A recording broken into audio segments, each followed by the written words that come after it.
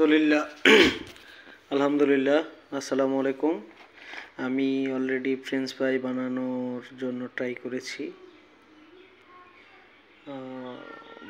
প্রথম দিনে আমার কাছে যেটা মনে হয়েছে, খারাপ হয়নি, মোটামুটি ভালোই হয়েছে। ভাজার পর একদম মশমশা, এই যে একদম মশমশা হয়েছে।